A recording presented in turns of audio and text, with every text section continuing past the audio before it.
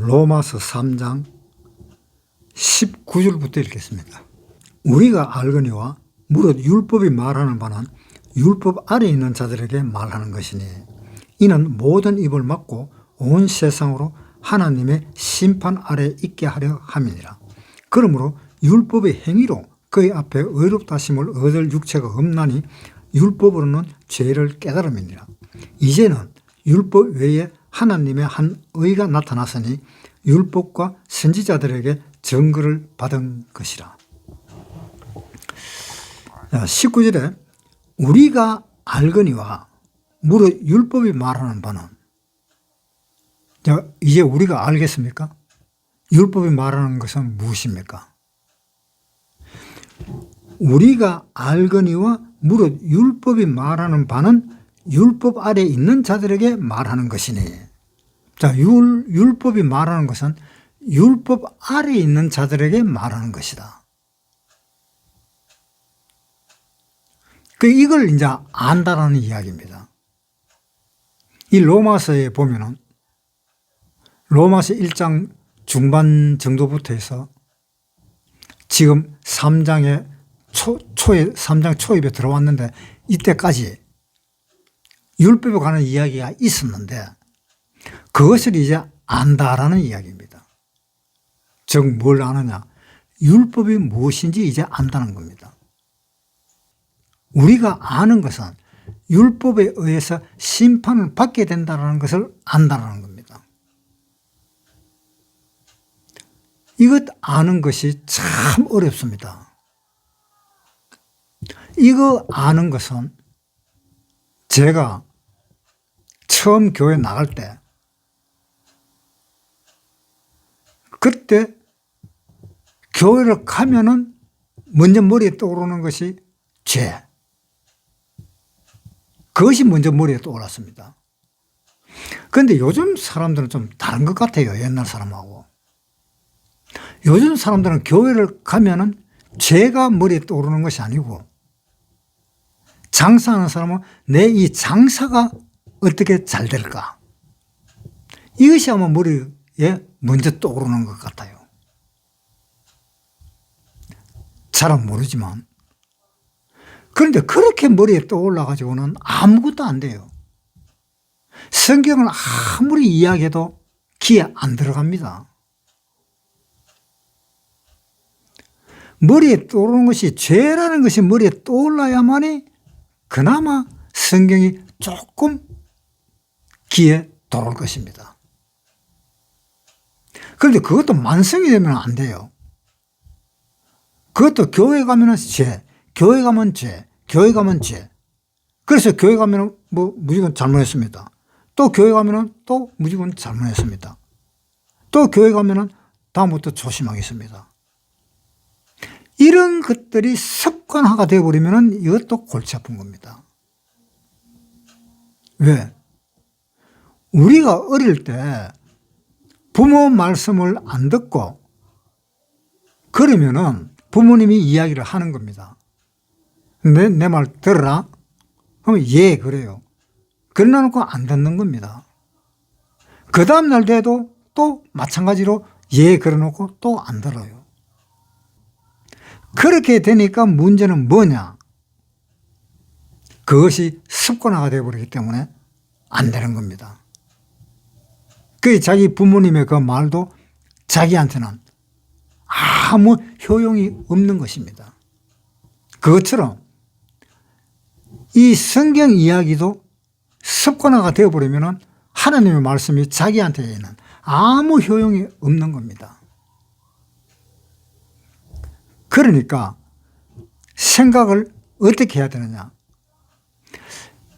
내가 이 죄라는 것이 생각이 났을 때 어떻게든 간에 이 죄에 대해서 내가 벗어난다라든가 아니면 죄를 짓지 않겠다라든가 어떤 그 마음에 어떤 결심이 있어야 돼요. 그 결심이 없이 교회에 계속 나가면은 습관이 되어버립니다. 그러면 안 돼요. 그래서 제가 한 3년 정도 습관처럼 그렇게 교회를 다녔습니다. 그렇게 교회를 다녔는데 결국은 내가 교회를 포기를 했습니다. 이래 갖고는 안 되겠다. 이래 갖고는 내가 하나님하고 장난치는 것이지 내가 하나님 믿는 것이 아니다. 내가 하나님 말을 지키려고 그렇게 생각을 하고 그렇게 했으면 분명히 지켜야 되지. 왜 안 지키느냐? 안 지키는 건지 못 지키는 건지는 모르지만 좌우정한 결론은 안 지킨 것이 나온 거잖아요. 그렇기 때문에 이것은 내한테 어떤 문제가 있다 라는 것을 제가 생각을 하고 교회를 그만둔 겁니다. 이렇게 교회 다녀서는 안 되겠다라는 생각을 한 겁니다. 여러분도 그러한 마음을 가지고 있어야 돼요. 그래야만이 여기 로마서 3장 19절에 하는 말씀처럼 우리가 알거니와 우리가 안다. 뭘 안다고? 율법에 대해서 안다라는 이야기입니다. 그런데 제가 처음에 교회 다닐 때는 성경도 전혀 아무것도 몰랐습니다. 성경을 읽지도 않았습니다. 그냥 빌기만 했습니다. 그냥 잘못했다고 용서해달라고만 했습니다. 그렇게 하니까 성경도 모르고 그냥 빌기만 하고 그러면 하나님이 용서해 주는 것인가 생각도 하고 또 어떨 때는 하나님이 용서 안 해준 것 같기도 하고 내 마음이 완전히 이상하게 돌아가 버립니다. 그래서 나는 이래서는 안 되겠다 해서 마음을 딱 잡고 교회를 그만둬 버렸습니다. 그리고 난 뒤에 10년 있다가 제가 해결을 했습니다.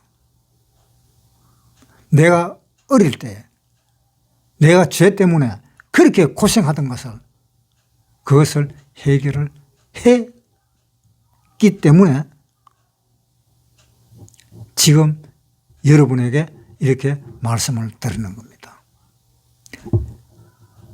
물론 사람마다는 다르겠지만 무언가 자기 마음에 어떤 결심이라든가 그런 것이 있어야 되잖아요. 그거 없이 요즘 사람들은 그냥 죄라하는 그 문제를 생각지도 안 하고 내가 이 교회에 오는 것은 오늘은 장사가 얼마나 잘 될까? 아니면 우리 교회 신도들이 우리 가게에 와서 물건을 좀 팔아줄까? 이러한 생각을 가지고 있다면 그 사람은 죽을 때까지 교회 다녀도 아무 소용이 없습니다. 하나님하고 아무 소용이 없어요. 네. 그러니까 항상 마음의 생각을 하고 마음의 결심을 하고 뭔가 안 맞는 것이 있으면 어쨌든 그것을 해결을 하려고 마음을 먹고 그렇게 해야 되는 겁니다. 그런데 이제 19절에 우리가 알거니와 이제 뭘 아는가 봅시다. 무릇 율법이 말하는 바는 율법 아래 있는 자들에게 말하는 것이네. 내가 이제 보니까 내가 율법이 말하는 것은 율법 아래 있는 사람들에게 말하는 것이네. 그러면 율법 아래에 있는 사람들에게 말하는 것이면 율법 위에 있는 사람들도 있을까? 한번 생각해 봤어요. 해봐야 돼요. 나는 율법 아래에 있는 사람이기 때문에 율법을 듣고 지키려고 노력하지만 율법 위에 있는 사람도 있는가 보지? 왜? 다시 읽어볼게요. 19절에 우리가 알거니와 무릇 율법이 말하는 바는 율법 아래에 있는 자들에게 말하는 것이다. 그러면 율법 위에 있는 사람한테는 말하는 것이 아니다라는 이야기잖아요. 그러니까 사람이 율법 아래에 있는 사람이 있는가 하면 율법 위에 있는 사람도 있다 이 말입니다. 그것을 우리는 알거니와 그것을 우리는 안다. 여러분 그거 아십니까? 율법 위에 있는 사람이 있고 율법 아래에 있는 사람이 있다. 율법 아래에 있는 사람은 그 율법을 지켜야 되고 율법 위에 있는 사람은 그 율법을 지킬 필요가 없다. 제가 하는 말이 맞습니까? 틀립니까?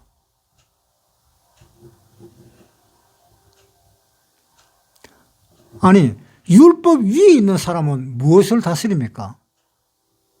율법 위에 있으니까 율법을 가지고 주물럭주물럭 거리잖아요.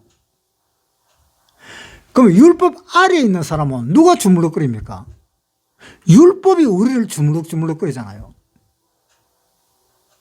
아니, 대통령이 우리를 관리를 하고 우리를 법대로 주물럭거리지만은 우리가 대통령을 주물럭거리지는 못하잖아요. 그렇지 않아요?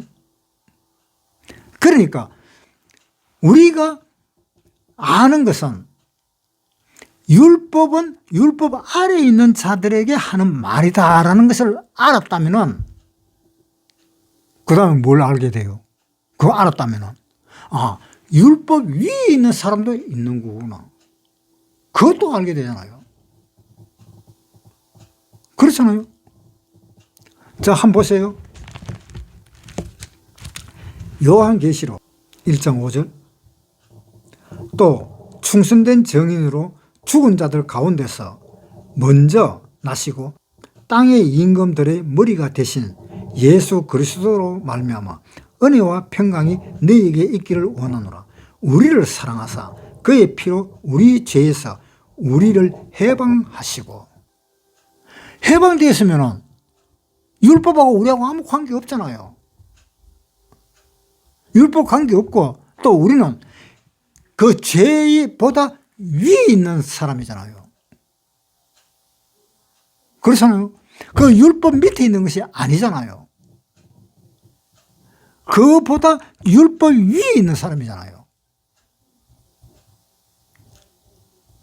우리나라가 옛날 해봐야 뭐 얼마 안 됐죠.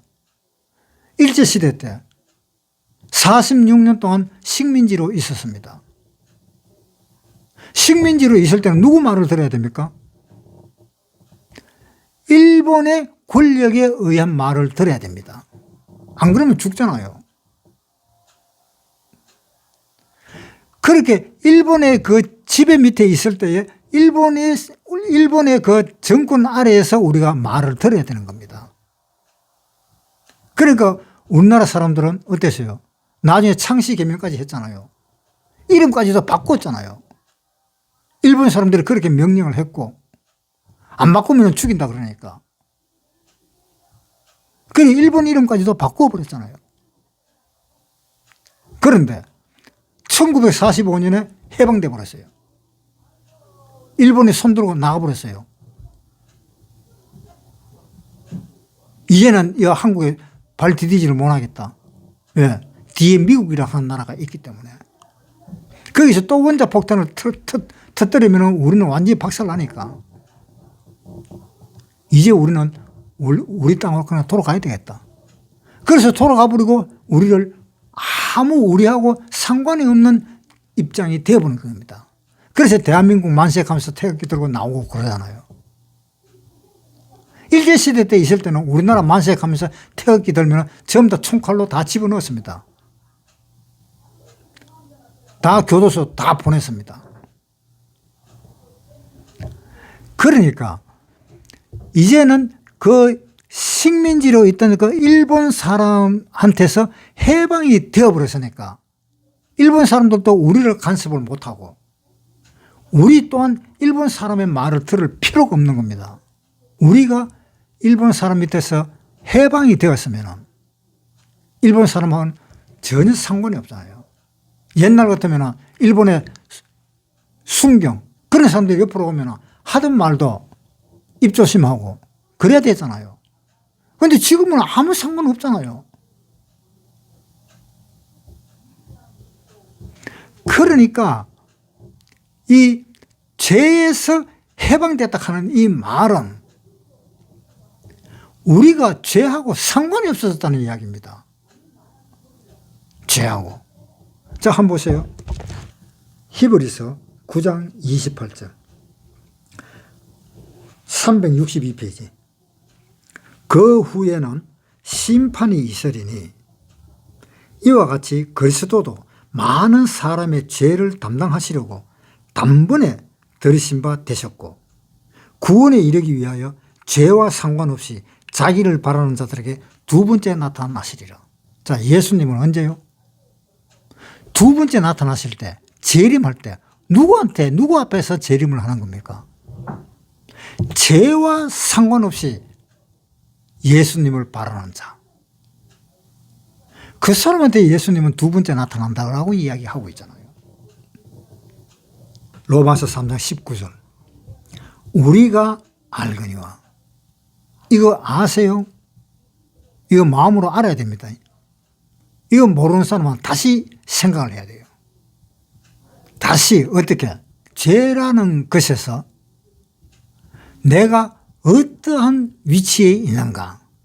내가 죄락하는 그 위치에서 이 죄의 밑에 있는가? 죄의 위에 있는가? 자기 자신이 그것을 알아야 돼요. 굉장히 중요합니다. 이것을 알아야만이 성경을 볼 수 있습니다. 이것을 모르고 성경을 봐봐야 그건 뭡니까? 소경이 성경 보는 거하고 똑같아요. 또 소기에 경 읽는 거와 같아요. 아무것도 모릅니다. 백날 이야기해도.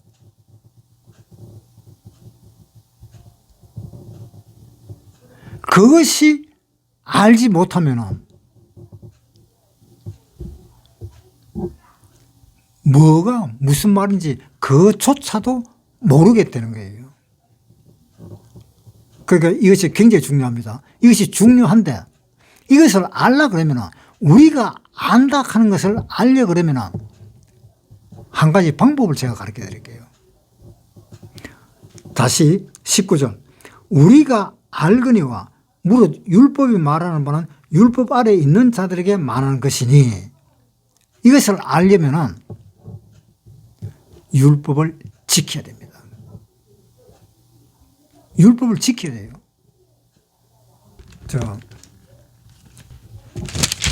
갈라디아서 3장 23절부터 읽겠습니다. 믿음이 오기 전에 우리가 율법 아래 매인 바 되고 계시될 믿음의 때까지 갇혔느니라. 뭐라고 그랬어요? 믿음이 오기 전에 우리가 율법 아래 매인 바 되고 계시될 믿음의 때까지 갇혔다. 율법 아래 매였다. 율법 아래 갇혔다. 믿음이 오기 전에는. 그 다음에 24절. 이같이 율법이 우리를 그리스도에게로 인도하는 몽학 선생이 되어. 이 율법이 몽학 선생이다. 이 몽학 선생이라는 것은 어떤 사람을 가르쳐 주는 것이 몽학 선생인가 하면 앞으로 왕이 될 사람인데 지금 어릴 때부터 가르쳐 주는 겁니다. 그래서 어릴 때부터 그것을 배워야 돼요. 그것을 배워서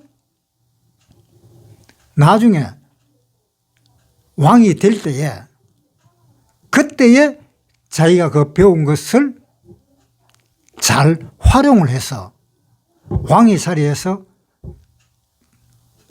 떳떳하게 그 왕의 행사를 할 수가 있는 겁니다.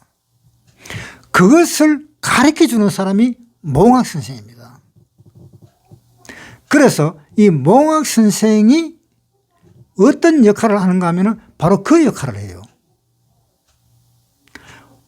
왕자를 왕의 입장에 되어서 정치를 할 수 있도록 잘 가르쳐 주는 겁니다. 그것이 몽학 선생입니다. 그 몽학 선생이 가르쳐 주다가 나중에는 왕의 자리에 올라서면은 그때는 몽학 선생은 이제 뒤로 물러나 버립니다. 그것이 뒤로 물러나고 뭐가 됩니까? 신하가 되는 겁니다. 왕이 신하가 되는 거예요. 그러니까 문제는 뭐냐? 자, 보세요. 23절에 믿음이 오기 전에는 우리가 율법 아래 매인바 되고 계시될 믿음의 때까지 갇혔느니라. 믿음이 오기 전에는, 왕의 자리가 오기 전에는 믿음의 때까지 갇혔다. 믿음이 온 후로는 봅시다. 24절에 이같이 율법이 우리를 그리스도에게로 인도하는 몽학선생이 되어 우리로 하여금 믿음으로 말미암아 의롭다 함을 얻게 하려 함이니라. 믿음이 온 후로는 우리가 몽학선생 아래 있지 아니하도다. 믿음이 온 후로는 몽학선생 아래 안 있어요. 몽학선생이 바로 믿음이 온 우리 밑에 있는 사람입니다. 그러니까 믿음이 온 후로는 몽학선생 아래 있지 않다. 배울 필요 없다는 이야기입니다. 그 몽학선생한테 배울 필요가 없다는 이야기입니다. 몽학선생한테 배운 거는 뭘 배웠습니까? 율법을 배운 겁니다. 몽학선생한테 배운 게. 그 율법을 배워가지고 왕의 자리에 구원을 받을 때에 그 율법이 내한테 아무 행사를 못하는 겁니다. 그것을 우리가 알아야 되는 겁니다.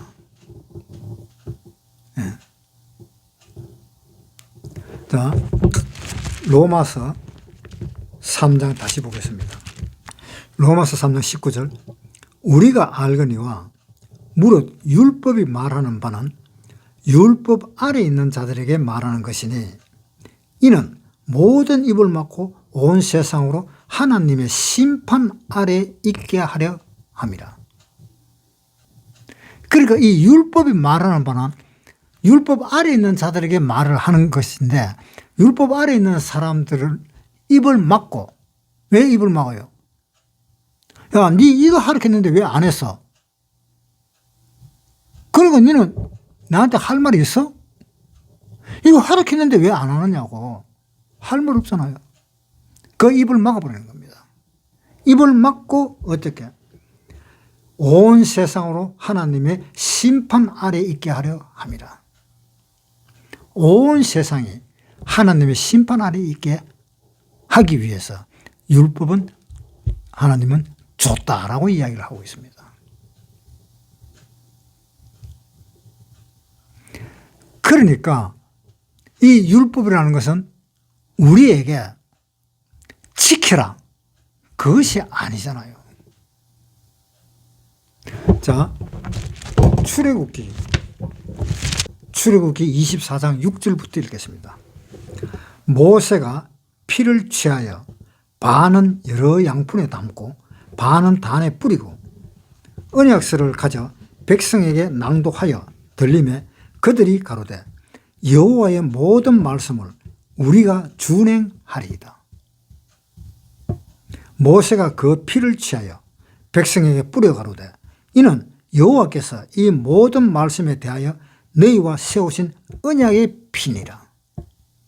자, 이 피가 나왔어요. 이제 모세가 피를 여러 양푼에 담고 이제 율법을 낭독을 했어요. 낭독을 하니까 백성들이 우리가 다 지키겠습니다 라고 이야기했습니다. 그러면은 다 지키겠다 하니까 모세가 그 양푼에 있는 그 피를 뿌린 겁니다. 왜 뿌렸습니까? 피를 왜 뿌렸어요? 만약에 너희가 다 지키겠다고 했는데 다 못 지켰을 때는 이렇게 죽게 된다는 것을 이야기하는 겁니다. 너희도 죽어. 왜? 하나님과 우리와의 약속이잖아요. 하나님이 모세를 통해서 일반 백성들에게 이야기를 했잖아요. 이야기했는데 모세가 증거를 하잖아요. 이제 양푼에다 그 피를 가지고 증거를 하는 거예요. 너희가 만약에 못 지킬 때는 이 피가 너희를 못 지켰다 하는 것을 증명하는 겁니다. 즉 너희는 이렇게 피를 하나님 앞에 흘려야 된다. 너희는 하나님 앞에 이렇게 죽어야 된다 라는 이야기인 겁니다. 하나님과의 언약은 하나님이 죽지 않으면 그 하나님의 상대가 되는 그 상대는 또한 죽어야 됩니다. 하나님이 죽지 않으면 죽어야 돼요. 왜? 하나님은 약속을 지켰기 때문에 죽을 의무가 없고 사람들은 약속을 안 지켰기 때문에 죽여야 되는 겁니다. 한번 보세요. 창세기 15장 8절. 그가 가로되 주 여호와여 내가 이 땅으로 업을 삼을 줄을 무엇으로 알리까? 여호와께서 그에게 이르시되 나를 위하여 3년 된 암소와 3년 된 암염소와 3년 된 수양과 산 비둘기와 집 비둘기 새끼를 취할지니라. 아브라함이 그 모든 것을 취하여 그 공간을 쪼개고 그 쪼갠 것을 마주 대하여 놓고 그 새는 쪼개지 아니하였으며 솔개가 그 사체 위에 내릴 때는 아브라함이 쫓았더라. 해질 때에 아브라함이 깊이 잠든 중에 캄캄함이 임함으로 심히 두려워하더니 여호와께서 아브라함에게 이르시되 너는 정령이 알라.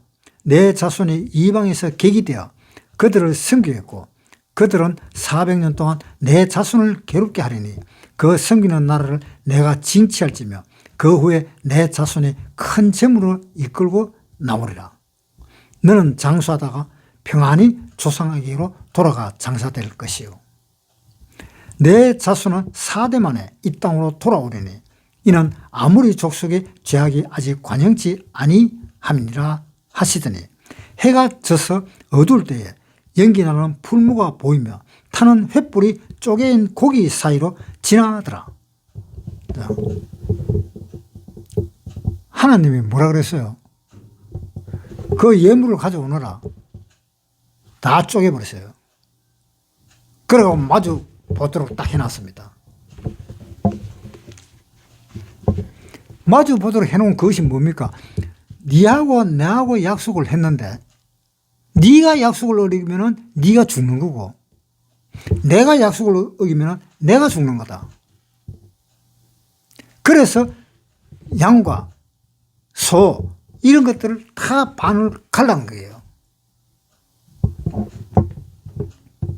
그러니까 이 니하고 내하고 한 약속에서 누구라도 약속을 어기는 사람은 무조건 죽는다. 이렇게 죽는다. 이렇게. 그 이야기입니다. 그러면서 이렇게 죽으면서 나중에는 심판을 받게 된다. 심판을 언제 받아요? 17절에 해가 져서 어두울 때에 연기 나는 풀무가 보이며 타는 횃불이 쪼갠 고기 사이로 지나더라. 횃불이 쪼갠 고기 사이로 지났다.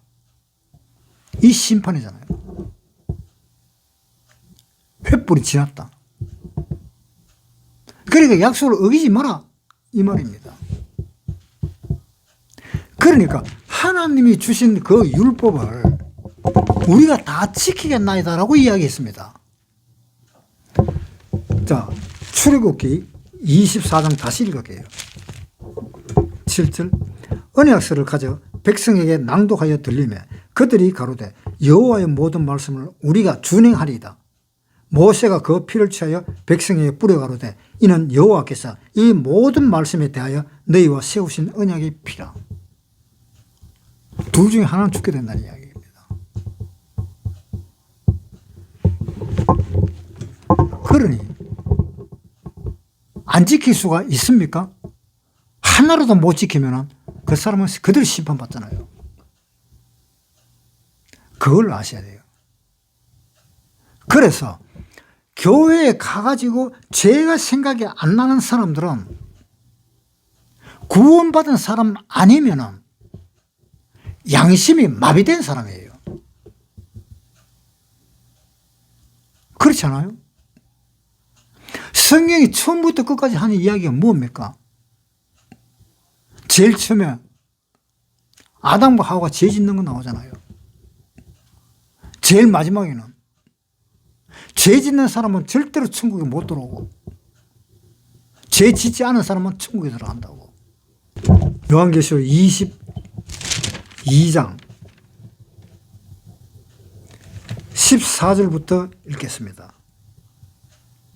그 두루마기를 빠는 자들은 복이 있으니 이는 저희가 생명나무에 나아가며 문들을 통하여 성에 들어갈 권세를 얻으려 함이라. 개들과 술객들과 행음자들과 살인자들과 우상숭배자들과 및 거짓말을 좋아하며 지어내는 자마다 성 밖에 있으리라. 성 바깥이 어딥니까? 그게 지옥이잖아요.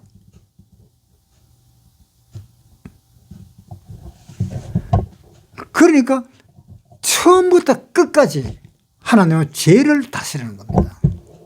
죄를 이야기하고 있는 겁니다. 그것을 아셔야 돼요. 그런데 교회에 왔는데도 죄에 대해서 아무 마음에 어떤 동요도 없고 그 양심이 죄를 지었을 때는 항상 그 양심이 찔리게 되어 있는데 그 양심이 찔리지도 않고 양심에 화인 맞았다. 화인 맞은 사람은 어떤 사람입니까? 문둥병하고 똑같은 거예요. 손가락이 잘려나가고 발가락이 잘려나가도 아픈 줄 모르는 그 양심이 마비된 사람입니다. 교회에 갔다 하면은 아, 내가 죄를 지었구나. 내가 오기 전까지 내가 안 짓는다 그랬는데 또 내가 죄를 지었구나. 그 마음이 들어있어야 돼요. 그 마음이 없이 교회에만 왔다 갔다 하고 설교만 듣고 그렇게 돌아가서는 안 된다는 겁니다. 로마서 3장 20절. 그러므로 율법의 행위로 그의 앞에 의롭다 하심을 얻을 육체가 없나니 율법으로는 죄를 깨달음이니라. 그러니까 이제 마음속에 내가 하나님 앞에 잘못했다고 그렇게 이야기했는데 내 교회를 10년을 다녔고 20년을 다녔다. 30년, 40년, 50년을 다녔지만 하나님 앞에 50년 전에 잘못했다 하는 것을 50년 후에도 잘못했다 하는 그것이 신앙입니까? 예? 한번 물어볼게요. 그것이 신앙일까요? 50년 같으면요, 50년 전에 잘못한 것을 50년 후에도 또 그 잘못을 저지를 때는 하나님을 도대체 어떻게 보고 그 잘못을 저지르는 겁니까? 하나님이 그래도 우리를 사랑하는 그 마음이 있으니까 하나님이 참으시겠다라고 그렇게 생각할지도 모르겠지만은 꼭 그렇게만 생각해서는 또한 안 될 겁니다. 제가 아는 어떤 사람은 아침에 일어나니까 자기 부인이 죽어 있더래요. 왜? 심장마비로. 그러니까 언제 어느 때가 될지 모른다 이 말입니다. 저도 이렇게 설교하다가 내일 어떻게 죽을지도 모르잖아요. 그런데 자기가 가지고 있는 그 죄를 해결을 못하고 죽으면 그대로 지옥으로 들어가게 되잖아요. 로마서 3장으로 넘어가겠습니다. 3장 20절. 그러므로 율법의 행위로 그의 앞에 의롭다 하심을 얻을 육체가 없나니 율법으로는 죄를 깨달음이니라. 자, 율법의 행위로 그의 앞에서 의롭다 하실 사람은 한 사람도 없다. 율법의 행위로. 그러니까 로마서 3장 10절에 한번 보겠습니다. 3장 10절. 기록한 바 의인은 없나니 하나도 없으며. 이 세상에 의인은 하나도 없다. 또 깨닫는 자도 없고 하나님을 찾는 자도 없고 다 같이 한 가지로 무익하게 되고 깨닫는 자도 없고 하나님을 찾는 자도 없고. 자, 요즘에 하나님을 찾는 사람들이 생각보다 없습니다. 심지어 교회 다니는 사람들도 없습니다. 교회 안 다니는 사람한테 예수 믿으라 이렇게 하면 됐다 그럽니다. 고개부터 흔들어 봅니다. 교회 다니는 사람들도 예수를 믿는다 하지만은 그건 뭔가 잘못된 거예요. 믿는다 그러면서도 자기는 안 믿고 있는 겁니다. 그 사람의 마음속에는 성경 말씀이 아예 없어요. 그런 사람들이 얼마나 많은지. 돈 벌러 교회 나오는 사람들도 꽤나 많습니다. 그러한 마음 상태를 가지고 교회를 백날 첫날 다녀봐봐야 그거 뭐 하는 겁니까? 그거?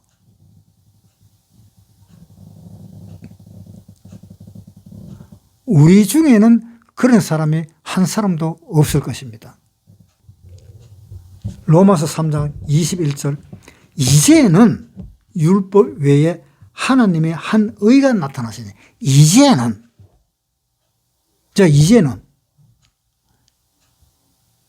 하나님의 의가 나타났습니까? 이제는 언제입니까? 20절에 그러므로 율법의 행위로 그의 앞에 의롭다 하심을 얻을 육체가 없나니 율법으로는 죄를 깨달음이니라. 이제는, 자, 율법으로는 죄를 깨닫는다 그랬으니까 죄를 깨닫게 되면은, 이제는 죄를 깨닫게 되었으면 이제는 이 말이잖아요. 그러니까 이제는 어떻게 되었어요, 여러분? 이제는 죄를 깨닫게 되었으니까 이제는 어떻게 되었느냐고요. 봅시다. 21절. 이제는 율법 외에 하나님의 한 의가 나타났으니. 율법 외에 하나님의 한 의가 나타났다. 즉 하나님의 의가 나타났다. 하나님의 의가 나타난 것은 바로 뭡니까? 그게 예수님이 나타났다 이거 아닙니까? 하나님의 의가 나타났다. 하나님의 의는 예수님을 통해서 나타나잖아요. 하나님의 의가 나타나잖아요. 하나님의 의는 예수님을 통해서 나타나는 겁니다. 예수님을 통하지 않고는 하나님의 의가 나타날 수가 없습니다. 그렇기 때문에 하나님은 예수님을 이 땅에 보내신 겁니다. 뭐 때문에? 하나님의 의 때문에. 네가 가서 내 의를 좀 전해라. 그래서 그 전하라고 하나님이 예수님을 이 세상에 보내신 겁니다. 히브리서 10장 5절. 그러므로 세상에 임하실 때에 가라사대 하나님이 제사와 예물을 원치 아니하시고 오직 나를 위하여 한 몸을 예비하셨도다. 전체로 번제함과 속죄제는 기뻐하지 아니하시나니 이에 내가 말하기를 하나님이여 보시옵소서 두루마리 책에 나를 기록한 것과 같이 하나님의 뜻을 행하러 왔나이다. 자, 하나님의 뜻을 행하러 왔나이다. 이것이 뭡니까? 율법 외에 다른 의가 나타났다. 하나님의 의가 나타났다. 이 의는 바로 예수님이잖아요. 자, 한번 보세요. 마태복음 5장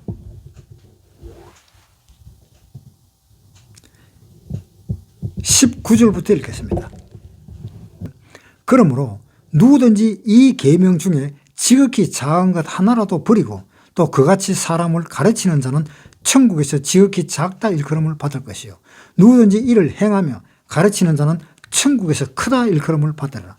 내가 너희에게 이르노니 너희 의가 서기관과 바리새인보다 더 낫지 못하면 결단코 천국에 들어가지 못하리라. 서기관과 바리새인보다도 더 나은 의가 되지 아니하면 절대로 천국에 못 들어간다 이 말입니다. 그러니까 마태복음 6장에 말이 있습니다.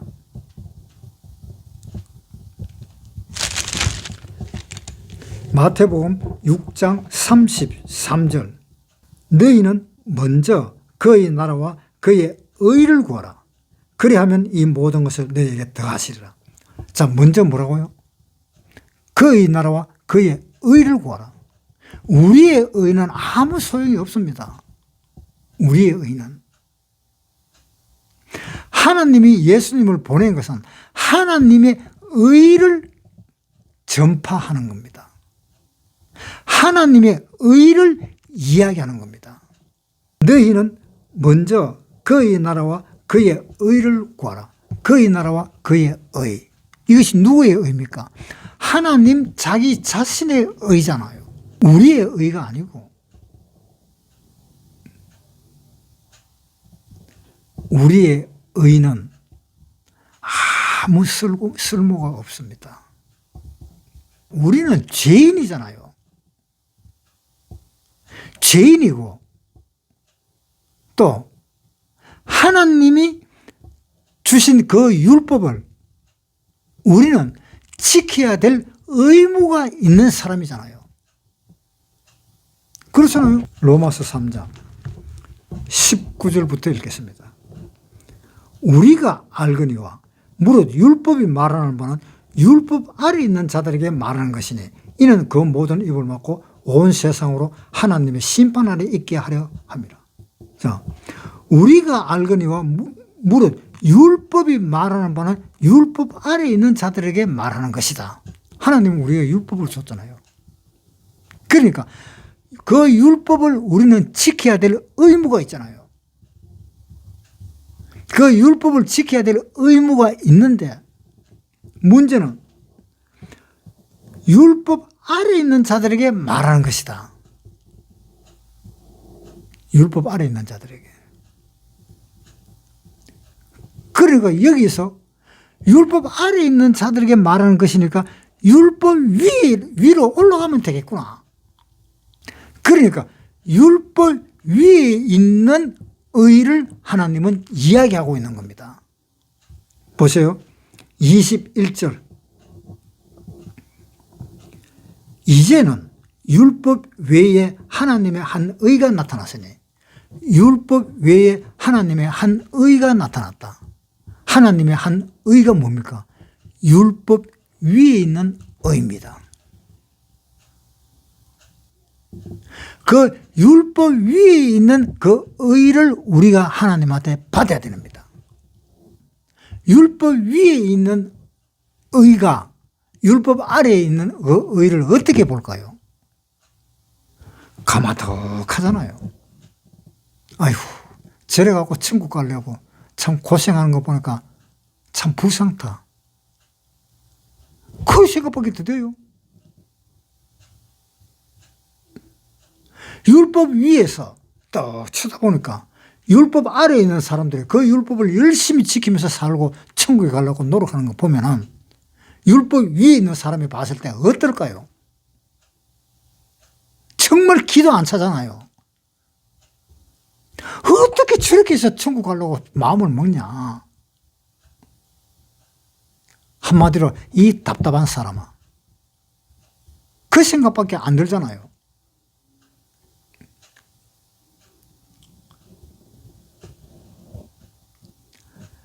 하나님의 의를 우리는 구해야 됩니다. 하나님의 의는 사람의 의와 차원이 다릅니다. 하나님의 의는 하늘에 있고 사람의 의는 땅에 있어요. 땅에 있다는 것은 지옥을 의미하고 하늘에 있다는 것은 천국을 의미합니다. 그래서 하나님은 태초에 천지를 만드는 겁니다. 천국과 지옥을 만드는 겁니다. 자, 21절. 이제는 율법 외에 하나님의 한 의가 나타났으니. 여러분, 이 하나님의 의를 아십니까? 이 하나님의 의를 아시는가요? 이 하나님의 의를 모르면 구원받았다고 할 수가 없습니다. 하나님의 의를 알아야 됩니다. 하나님의 의를 알고 그 하나님의 의를 받아야 됩니다. 알기만 해서는 또 안 됩니다. 그 하나님의 의를 받아야 됩니다.